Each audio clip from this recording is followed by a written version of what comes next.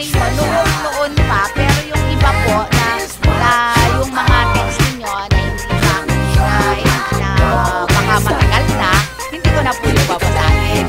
Pero yung iba po na mga bago, pero titignan ko rin po, scan ko rin po yun kung okay po yun, no? Para po malaman ko kung talagang magandang okay naman po yung ating yung aking sinasabi sa inyo para wala pong problema. Kasi po mahirap po kasi yung ganyan na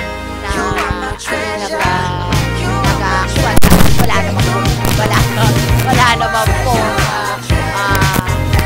sa topic yung aking sinasabi sa inyo, no? At basta po lahat ng sasabihin ko ay yun po yung aking mababasa lang po sa inyo, no?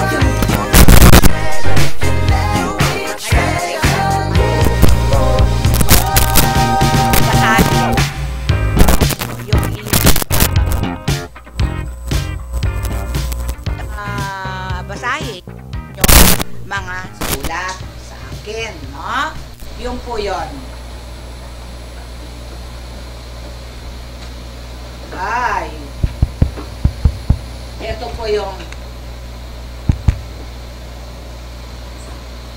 mga sulat po ninyo ay dapat po kasi yan ay babasahin ko noon pa po. Pero susubukan ko po kung nasa sa topic natin para po maganda yung aking isusulat sa inyo, di po ba? Mahirap naman po yung gano'n na hindi naman wala naman po tayo sa topic na sasabihin ko pa.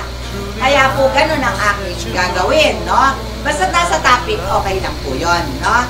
Babasahin ko po yun, no?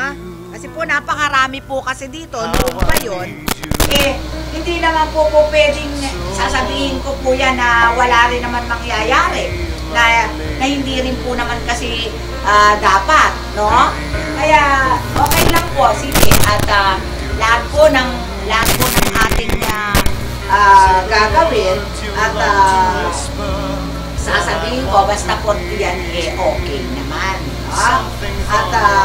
At isa pa po, happy birthday to sino ba may mga birthday, yung pong birthday po kasi ng aking apo. Happy birthday, love, Tricia. Happy birthday, Tricia Valerio. Napakagandang apo ko at napakatalento. Napakabait, basta po, yung apo ko po na yan yan po yung panganay ng anak ko na si Sugar. Napakabait po yan at saka po napakalambing na bata. Kaya po mahal na mahal ko yan. Si Tricia Valerio. Happy birthday anak, sa December 5. No? Bibigyan kita ng dedicate kita ng iyong birthday song, no? Happy birthday.